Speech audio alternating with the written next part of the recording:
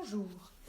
Nous venons de voir que peu importait par quelle catégorie d'outils nous entrions dans la pratique du yoga, ils ont tous pour but d'apaiser le mental afin de faire l'expérience de la connexion à soi.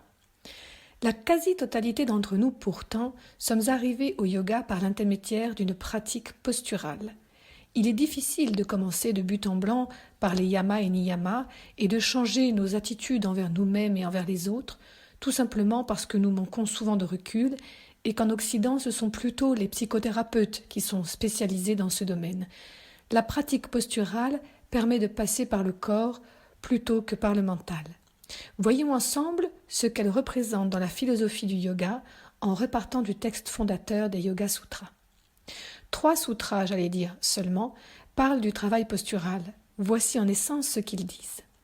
Un asana est une pratique corporelle et respiratoire qui permet la réduction des effets produits par les obstacles dérivés d'un mental perturbé. Pas de posture sans respiration contrôlée, sinon il s'agit d'exercices physiques. La pratique commence par rectifier les effets nuisibles de ces obstacles sur le corps. Le bien-être ainsi développé nous ouvre à des possibilités de compréhension plus profondes et subtiles de nous-mêmes. Si nous souffrons du dos, notre mental est hanté par l'idée d'apaiser ce mal. Si cette douleur diminue par nos efforts dans la pratique posturale, nous pouvons envisager l'exploration des causes de notre souffrance. La pratique des asanas nous permet également de comprendre notre mode respiratoire. Les schémas respiratoires sont très personnels. Ils peuvent varier à la suite de changements de notre état mental ou corporel, résultant de l'action de forces intérieures ou extérieures. Cette connaissance du souffle, acquise grâce à la pratique des asanas, constitue le fondement de la pratique du pranayama, un autre membre du yoga essentiel et moins connu, auquel je consacrerai le prochain cycle des causeries.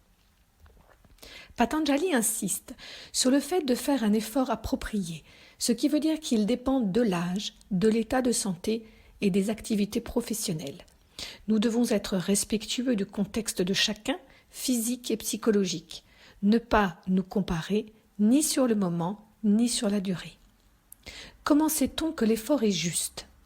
Patanjali utilise le terme shaitilyam, qui veut dire quelque chose de fluide, l'opposé de blocage ou de restriction. Si l'effort est juste, les blocages manifestés dans notre corps vont régresser. Mais ce n'est pas seulement au niveau du corps que cela se passe. Patanjali dit que dans une posture, on doit être stable, sthiram, et avoir un sentiment d'expansion, sukham. Non seulement, après une pratique de yoga, le corps ne doit pas faire plus mal qu'avant, mais le mental doit également être apaisé, parce que les résistances du corps et les douleurs ne viennent pas seulement de problèmes physiques, elles résultent souvent de problèmes émotionnels ou psychiques. La peur, par exemple, va avoir tendance à contracter le corps et à le rendre raide. C'est là que le rôle de la respiration intervient.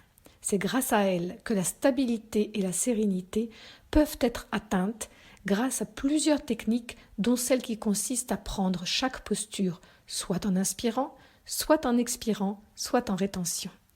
Et cela peut varier pour une même posture selon l'effet désiré, notamment pour des raisons d'ordre thérapeutique. Un autre niveau de compréhension du travail postural réside dans ses qualités énergétiques. Lier une posture au contrôle du souffle, c'est permettre à l'énergie de circuler ou de se concentrer à des endroits spécifiques. Chaque posture a été dessinée pour une fonction énergétique précise, et c'est pourquoi il y a des centaines de postures différentes, et qu'on peut en créer de nouvelles. Lorsqu'on travaille sur un ordinateur toute la journée, on garde une position du haut du dos courbée. On a tendance à rentrer les épaules et à tirer sur notre cou avec la tête qui plonge. Des blocages et rigidifications vont petit à petit s'installer, créant des douleurs dans les cervicales, puis les épaules, puis les bras. Dans ce cas, le travail postural consistera à débloquer l'énergie stockée dans le haut du dos en réalisant des postures plutôt en cambrure, ouverture du haut du torse, de manière dynamique plutôt que statique, tout en allongeant l'expiration pour lâcher les tensions. Enfin, un dernier niveau de compréhension du travail postural permet aux plus avancés et à ceux qui le recherchent d'atteindre un état méditatif. La répétition de mantras, la pose des mains sur différents endroits du corps et la visualisation utilisés conjointement avec les postures et les exercices de contrôle du souffle, aident à tourner le mental vers l'intérieur et à activer l'énergie vitale et à transformer petit à petit notre pratique en une expérience méditative. Après le stade le plus immédiat du corps et du mental, vient l'expérience du travail sur l'énergie, puis l'expérience méditative, chemin qui part, encore une fois, du plus grossier pour aller vers le plus subtil. Nous terminerons ce cycle dédié au mental avec l'exploration du rôle du mantra fondateur, Om, lors de la prochaine causerie. Namasté, cher yogi.